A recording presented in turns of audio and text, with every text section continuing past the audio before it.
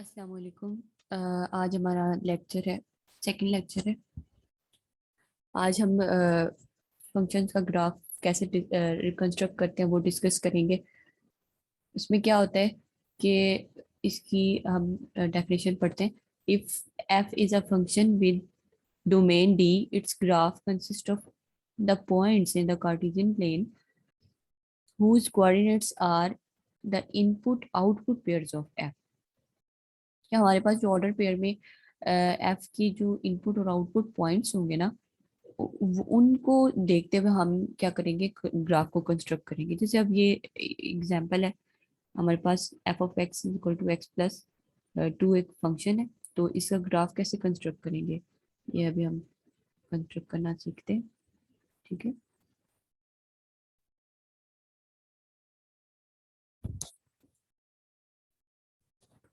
हमारे पास फंक्शन क्या है, एफ ऑफ एक्स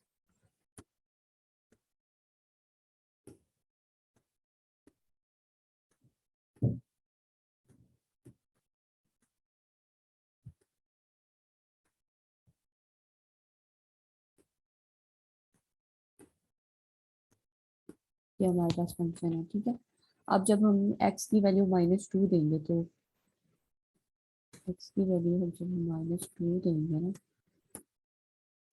तो हमारे पास वाई की वैल्यू क्या आएगी, 0।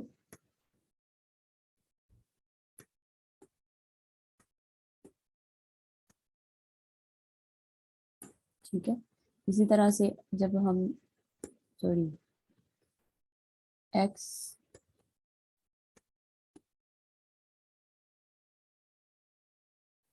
एक्स हम क्या करेंगे, 0 देंगे जब हम एक्स की वैल्यू।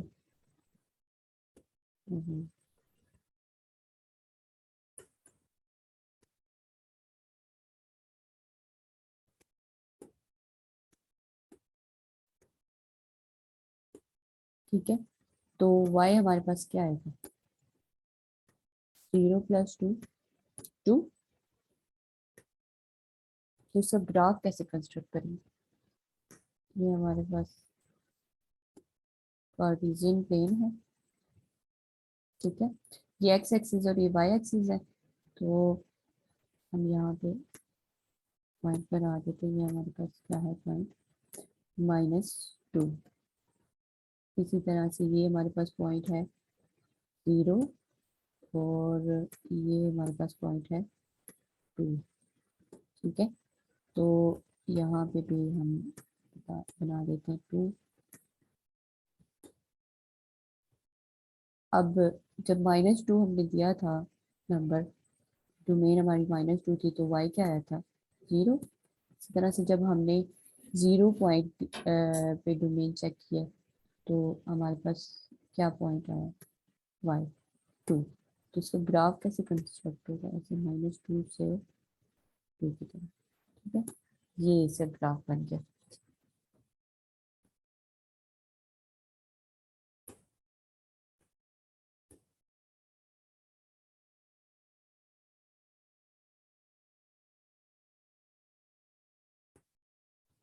नेक्स्ट हमारे पास क्या है, x y is equal to x square, और ये किस इंटरवल पे है, -2 से 2 तक। ठीक है, इससे ग्राफ कैसे कंस्ट्रक्ट करेंगे, हमें इसे कंस्ट्रक्ट करते हैं।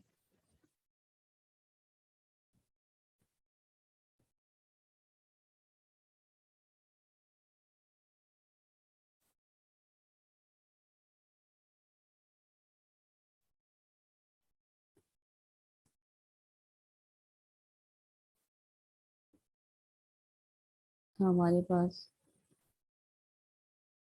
फंक्शन क्या है,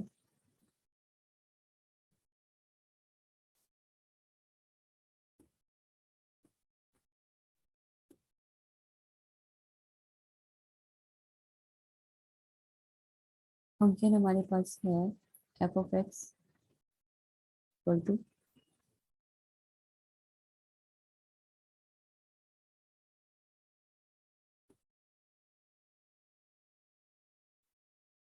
एक्स स्क्र।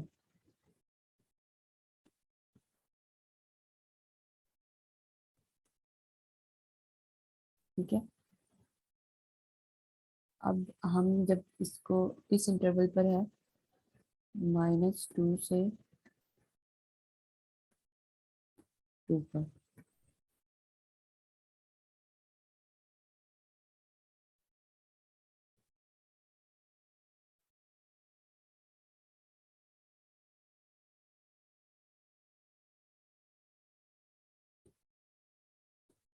-2 से 2 पर, जब हम इसे -2 वैल्यू देंगे तो हमारे पास आंसर क्या आएगा?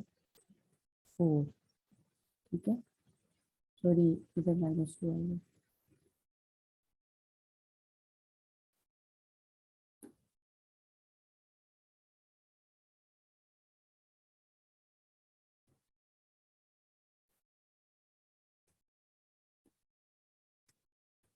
ठीक है, आंसर क्या आएगा?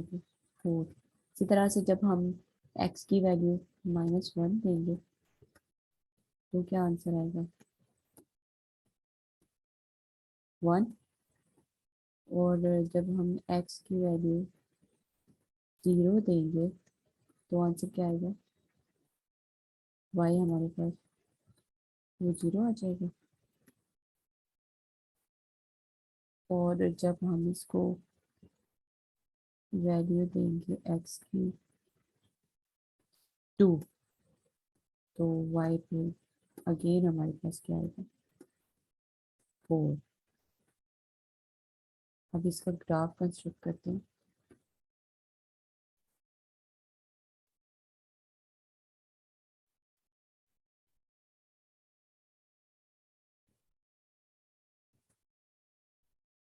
ये हमारे पास y एक्सिस और ये x एक्सिस है।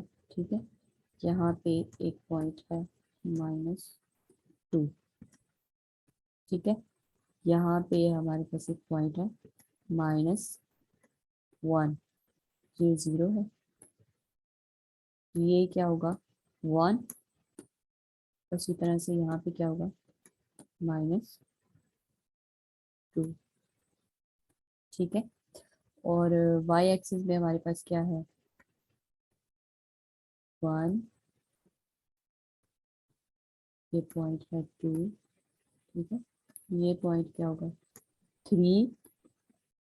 और ये पॉइंट होगा 4। अब जब हमने -2 दिया था तो हमारे पास क्या वैल्यू आई थी? 4। तो यहाँ पे पॉइंट मिलेगा। जब हमने 1 दिया था तो हमारे पास वैल्यू क्या आई थी? आई थी 1। तो 0 पर 0। इसी तरह से फिर इधर 1 पर भी क्या आई थी? 1। और 2 पर आई थी 4। तो अब इसका जो ग्राफ बनेगा वो कुछ इस तरह से बनेगा। यहाँ से तो हम जब कंस्ट्रक्ट करेंगे वो कुछ ऐसा ग्राफ बनेगा। ठीक है, तो ये ग्राफ हमने डिस्कस किया किसका? F of x is equal to minus f of x is equal to x square. ठीक है, उसके बाद अब हम नेक्स्ट जाते हैं इस टॉपिक पर। Piecewise defined function. Piecewise defined function क्या होता है? जो पीसेस में हमारे पास डिवाइड होता है। ठीक है, कुछ पीसेस, जैसे अब ये एब्सोल्यूट वैल्यू फंक्शन है। तो अब देखें यहाँ पे x क्या है, किस डोमेन पे डिफाइन है? x is greater than equal to 0 पे। और -x किस पे डिफाइन है? x is less than 0। मतलब डोमेन के कुछ पार्ट्स पे डिफाइन होता है ये फंक्शन, पीस वाइज फंक्शन। ठीक है, अब इसी तरह से जो नेक्स्ट एग्जांपल 4 है, इसमें क्या है? 3 पीसेस में डिवाइड है। -x किस पे डिफाइन है? x is less than 0। और एक्स स्क्वायर किस पे डिफाइन है? 0 और 1 पे डिफाइन है। 0 और 1 0 और 1 के दरमियान में है, सेंटर में, लेकिन 0 और 1 भी इंक्लूड है इसमें। इसी तरह से जो 1 है वो किस पे डिफाइन है? एक्स इज ग्रेटर देन 1 पे। ठीक है, नेक्स्ट हमारे पास आता है जी इंक्रीजिंग एंड डिक्रीजिंग फंक्शन। तो इसमें फंक्शन क्या होता है? एक इंटरवल पे डिफाइन होता है, उसके 2 पॉइंट्स होते हैं, x1 एंड x2। तो इसमें सबसे पहली जो इसकी वो होती है, कंडीशन होती है, वो क्या होती है कि x1 is less then x2। तो जब जब x1 x2 से लेस होगा, तो हमारे पास अगर फंक्शन x2 पर जो फंक्शन है वो x1 से पर फंक्शन से ग्रेटर हो, तो वो इंक्रीजिंग फंक्शन होगा उसी इंटरवल पर, x1 एंड x2 इंटरवल पर। अगर फंक्शन जो है वो x2 पे जो डिफाइंड फंक्शन है वो x1 पे जो डिफाइंड फंक्शन है उससे लेस हो, तो वो हमारे पास क्या आंसर आएगा, या उसे हम क्या कह सकते हैं, डिक्रीजिंग फंक्शन कह सकते हैं। ठीक है। नेक्स्ट है इवन एंड ऑड फंक्शन। तो इवन फंक्शन क्या होता है कि हम अगर एक function y equal to f of x है, तो इसको हम क्या वैल्यू माइनस कर देते हैं इसको। ठीक है। एक्स की जो हमारे पास एक्स वेरिएबल है उसको माइनस कर देते हैं, तो जो फंक्शन जो आउटपुट में फंक्शन आएगा, अगर तो वो ओरिजिनल फंक्शन आ जाता है तो वो इवन फंक्शन होगा। लेकिन अगर वो माइनस में आ जाता है, वो फंक्शन माइनस इसमें मर्ज नहीं होता, माइनस में फंक्शन आएगा, तो वो ऑड फंक्शन होगा। जैसे हमारे पास एग्जांपल है y is equal to x square. तो यहाँ पे जो एक्स स्क्र है ना हमारे पास, ठीक है, ये माइनस को खत्म कर देता है, इसके अंदर माइनस मर्ज हो जाता है, इवन पावर में माइनस मर्ज हो जाता है। इस वजह से फंक्शन जो होगा वो ओरिजिनल फंक्शन आ जाएगा हमारे पास, तो ये इवन फंक्शन होगा। इसी तरह से अगर एक्स की पावर ऑड में आ जाती है, तो जो फंक्शन आएगा वो हमारे पास ऑड फंक्शन आता है। ठीक है। क्योंकि माइनस खत्म नहीं होगा, माइनस बाहर आएगा, तो वो ऑड फंक्शन होगा। अब जो इवन फंक्शन का ग्राफ होता है वो वाई एक्सिस की सिमेट्रिक होता है। इसी तरह से जो ऑड फंक्शन का ग्राफ होता है वो ओरिजिन के सिमेट्रिक होता है, ओरिजिन के अबाउट सिमेट्रिक होता है। ये कुछ फंक्शंस हैं के बारे में बताया गया है कि ये इवन है या ऑड फंक्शन है। अब यहाँ पे जो last function f of x is equal to x plus one, वो ना तो इवन है ना ही ऑड है, क्योंकि जब उसको हम उसमें फंक्शन को नेगेटिव करते हैं, जब उसकी वेरिएबल को नेगेटिव करते हैं, तो वो हमारे पास ओरिजिनल फंक्शन नहीं आता, ना ही उसकी माइनस में वैल्यू आती है। इस वजह से ये ना ही ये इवन फंक्शन होगा ना ही ऑड फंक्शन होगा, लाइक दिस। या हमारे अगर हम इसको नेगेटिव करते हैं तो हमारे पास ये वैल्यू आनी चाहिए, लेकिन यहाँ पे क्या आ रहा है, प्लस वन आ रहा है, जिसकी वजह से ये अगेन वो फंक्शन नहीं होगा। तो हम इसे इवन भी नहीं कह सकते और ऑड भी नहीं कह सकते। उसके बाद कुछ फंक्शन के टाइप्स हैं, जिसमें कॉमन फंक्शन में एक लीनियर फंक्शन है।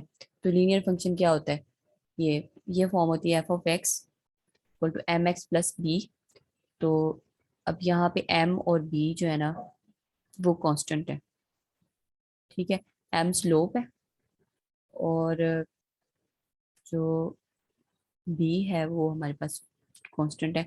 तो जहाँ पे ये फंक्शन जो होगा वो लीनियर फंक्शन कहलाएगा अगर बी जीरो के इक्वल होगा। उसके बाद आइडेंटिटी फंक्शन क्या होता है कि हमारे पास जो स्लोप है वो वन के इक्वल आनी चाहिए और बी जीरो हो। तो f of x is equal to x, ये हमारे पास क्या होगा, फंक्शन आइडेंटिटी फंक्शन होगा। यहाँ नीचे एक ग्राफ में शो कराया गया है कि उस उन्होंने कैसे ग्राफ बनाया है कि ये हमारे पास जब हम एम की वैल्यू 1/2 देंगे तो ये पॉइंट्स बनेंगे, इसको कैसे कंस्ट्रक्ट किया, और इसी तरह से एम की वैल्यू 1 देंगे तो हमारे पास ये पॉइंट बनेगा y is equal to x. तो उसको कैसे कंस्ट्रक्ट किया गया, उसकी जो उसका ग्राफ में उसको कैसे शो किया गया। इसी तरह से अगर हम m2 देते हैं, स्लोप स्लोप को चेंज करके उन्होंने पॉइंट्स को पुट किया हुआ है। ठीक है। उसके बाद नेक्स्ट हमारे पास जो है वो आ जाता है कि पावर फंक्शन क्या होता है। पावर फंक्शन में जो हमारे पास इनपुट होता है, इनपुट वेरिएबल होता है जिसे हम इंडिपेंडेंट वेरिएबल कहते हैं।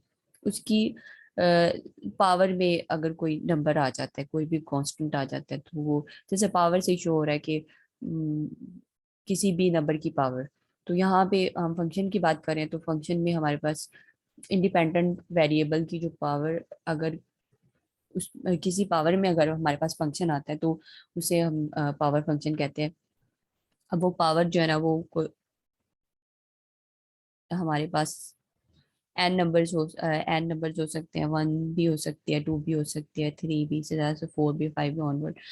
ये उन्होंने उसका ग्राफ बनाया है कि अगर हम, ये फंक्शन है हमारे पास, पावर फंक्शन, तो इसकी जो एक्स की पावर है वो 1 है, तो ये इस तरह से कुछ ग्राफ बनेगा। इसी तरह से एक्स की पावर अगर 2 है तो वो कुछ ऐसे ग्राफ बनेगा, पावर 3 होगी तो इस तरह से पावर 5 तक उन्होंने ग्राफ कंस्ट्रक्ट किया है। ठीक है, उसके बाद नेक्स्ट हमारे पास है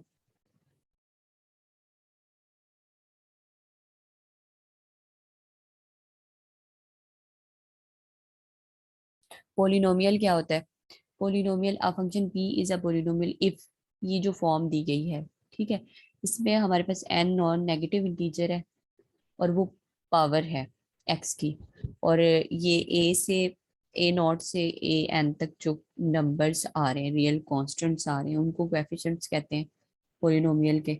ठीक है, तो इसकी जो डोमेन होती है ना, ऑल पोलिनोमियल की डोमेन जो होती है वो सेट ऑफ रियल नंबर होते हैं माइनस इन्फिनिट से इन्फिनिट। ठीक है, यहाँ पे एक्स जो एन होगी वो एन ग्रेटर देन 0 होगा तो वो हमारे पास डिग्री कहलाएगी पोलिनोमियल की।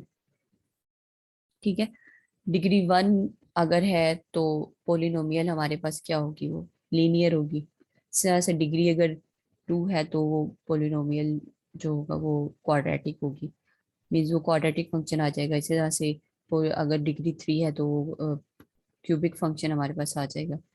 ठीक है, के कुछ फंक्शंस के ग्राफ बनाए गए हैं इस तरह से, जैसे हमने पहले फंक्शन का ग्राफ कंस्ट्रक्ट किया, इसी तरह से वो पॉइंट पुट करके जो हमारे पास इनपुट और आउटपुट का जो पेयर आता है उसको देखते हुए हमने उसको कार्टेशियन प्लेन में क्या किया है, कंस्ट्रक्ट किया है। रैशनल फंक्शन, रैशनल नंबर क्या होते हैं, जो पी बाई क्यू के फॉर्म में राइट किए जाते हैं। इसी तरह से जो रैशनल फंक्शन होता है वो P x by Q x, means जो पी एक्स और क्यू एक्स है वो पोलिनोमियल आ जाएंगे, वो भी फंक्शन होंगे।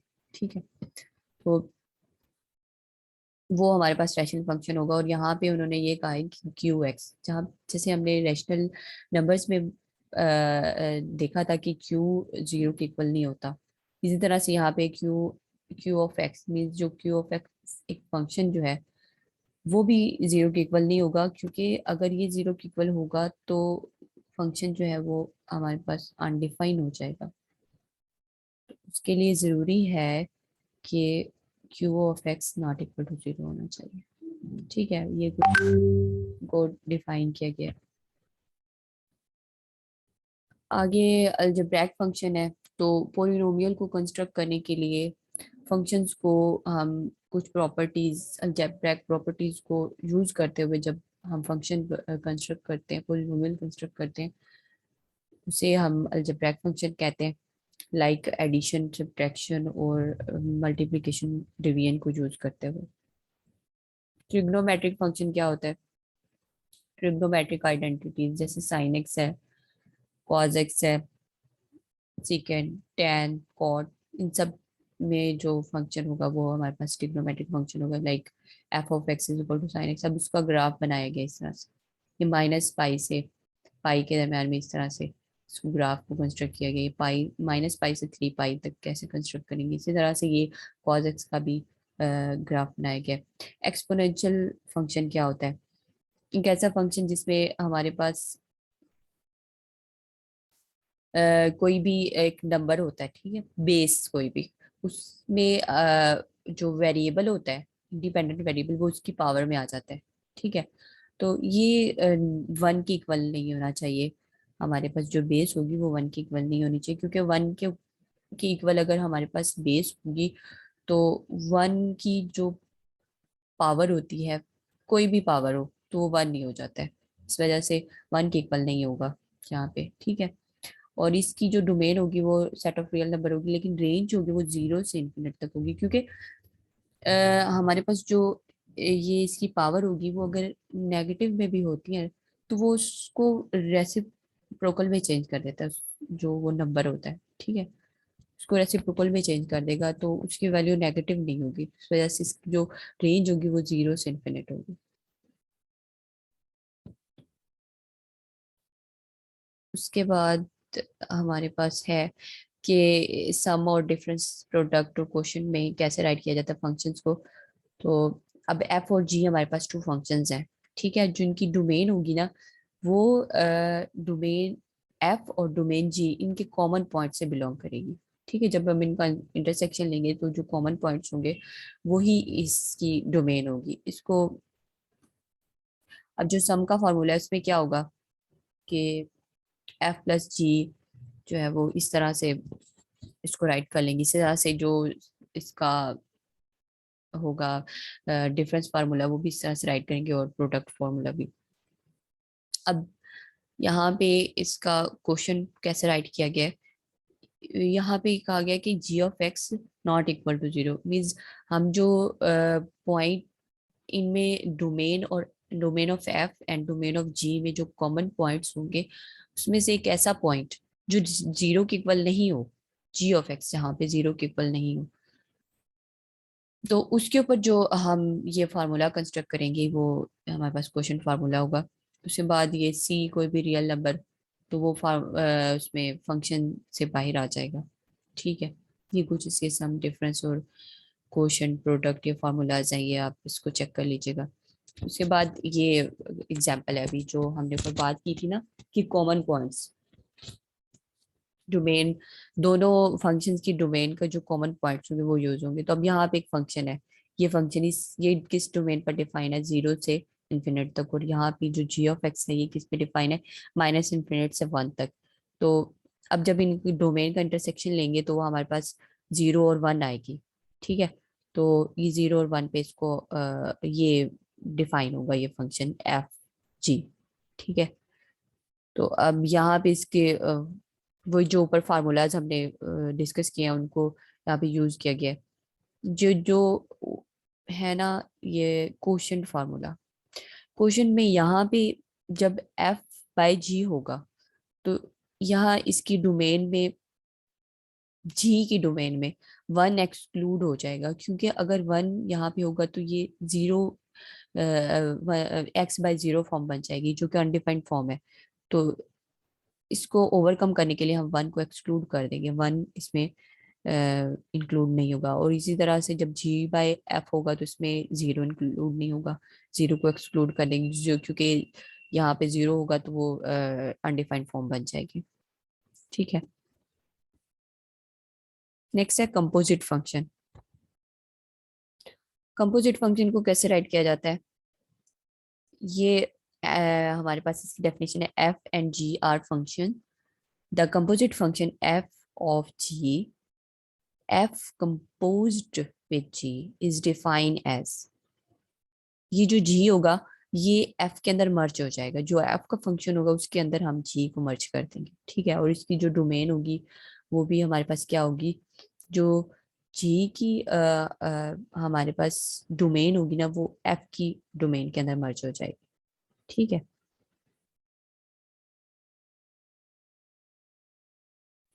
ये इसको कुछ नीचे दिखाया गया कि किस तरह से ये मर्ज होता है। ठीक है, ऐसे ये हमारे पास जी ऑफ एक्स है और ये हमारे पास एफ ऑफ एक्स है, तो इस तरह से एफ इंटू जी में ये इस तरह से मर्ज हो जाएगा। ठीक है, नेक्स्ट हमारे पास है इंटरवल। तो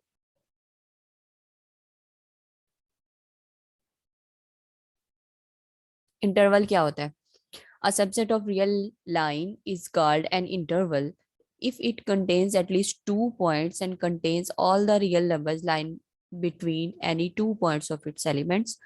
कि हमारे पास इंटरवल क्या होता है, सबसेट होता है किसका, रियल लाइन का, रियल लाइन का छोटा सा पार्ट होता है। ठीक है, एक ऐसा पार्ट जो कि टू रियल नंबर को कंटेन करता है। ठीक है, उन two real number, at least two real number, और उन टू रियल नंबर्स के दरमियान में जितने भी एलिमेंट्स आ रहे होते हैं, जितने भी नंबर्स आ रहे होते हैं उनको भी कंटेन करता है। अब जैसे अब ये हमारे पास x is greater than six है, ये एक इंटरवल है, तो हम इसको कैसे राइट करेंगे, तो इंटरवल की फॉर्म में इसको हम कुछ इसे राइट करेंगे, से माइनस इंफिनिट सॉरी सिक्स से ऑनवर्ड है, सिक्स से कहाँ तक है, इंफिनिट तक। ठीक है, इसमें सिक्स इंक्लूड नहीं है और सिक्स से ये इंफिनिट तक है। इसी तरह से ये जो नेक्स्ट इंटरवल है माइनस टू से फाइव तक, तो इसमें -2 भी इंक्लूड है और 5 भी इंक्लूड है, और -2 और 5 के दरमियान में जितने भी नंबर्स हैं वो सब के सब इसमें इंक्लूड हैं। ठीक है, ये कुछ इस तरह से बनेगा हमारे पास। उसके बाद नेक्स्ट क्या है कि इनफाइनाइट इंटरवल क्या होते हैं और फाइनाइट इंटरवल क्या होते हैं। इनफाइनाइट इंटरवल जो होता है वो corresponding to real segment, sorry line segment. Line segment क्या होती है कि रियल लाइन की जो हमारे पास 2 पॉइंट्स के दरमियान में जो लाइन का एक पार्ट होता है, 2 पॉइंट्स के दरमियान, उसको हम लाइन सेगमेंट कहते हैं। तो ये फाइनाइट इंटरवल जो होगा वो हमारे पास कोरस्पॉन्डिंग टू लाइन सेगमेंट। इस तरह से जो इनफाइनाइट इंटरवल होगा वो किसके कोरस्पॉन्ड करेगा, corresponding to rays and line, real line.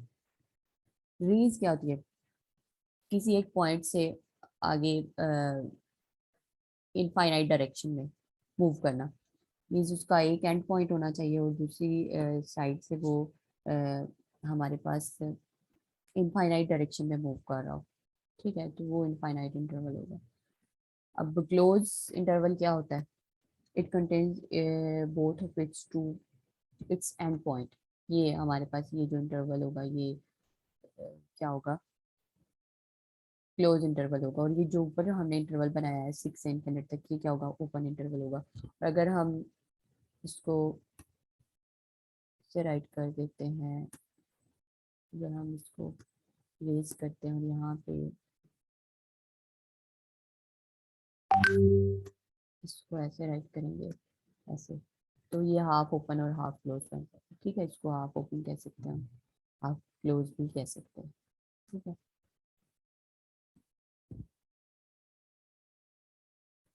उसके बाद यहाँ पे क्या है, end points are also called boundary points. ठीक है, ये जो एंड पॉइंट्स होते हैं वो हमारे पास बाउंड्री पॉइंट्स कहलाते हैं। और remaining points of the interval are called interior points. तो रिमेनिंग जो पॉइंट्स होते हैं इंटरवल के वो इंटीरियर पॉइंट्स कहलाते हैं। उसके बाद क्या है, entire real line is infinite interval that is both open and closed। मतलब उसमें इनफाइनाइट टाइप के इंटरवल्स हैं, बहुत सारे इंटरवल्स हैं और जो कि क्लोज भी हैं और ओपन भी हैं। हमारे पास इंटायर रियल लाइन के बारे में बताया गया। अब ये कुछ इंटरवल्स दिए गए हैं कि ये कैसे हैं।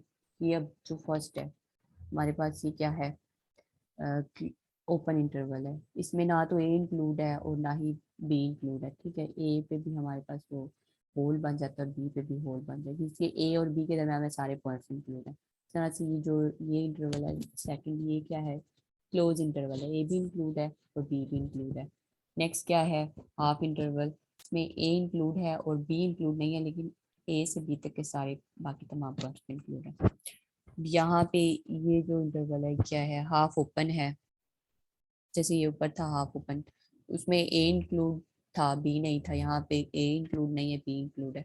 इस तरह से ये ओपन इंटरवल है, ए से इन्फिनिट तक जा रहा है। और ये क्लोज इंटरवल है, इसमें ए इंक्लूड है लेकिन नेक्स्ट जो इन्फिनिट, इन्फिनिट तो कोई नंबर नहीं होता, लेकिन इन्फिनिट का ये मतलब है कि इन्फिनिट टर्म्स तक जा रहा है ये, तो इस वजह से क्लोज है। और ये माइनस इन्फिनिट से बी है, ये ओपन है। और यहाँ पे माइनस इन्फिनिट से बी तक ही हमारे पास क्या है, क्लोज है। बी से आगे जितने भी पॉइंट्स हैं बी भी इंक्लूड है और बाकी सारे पॉइंट्स इंक्लूड है।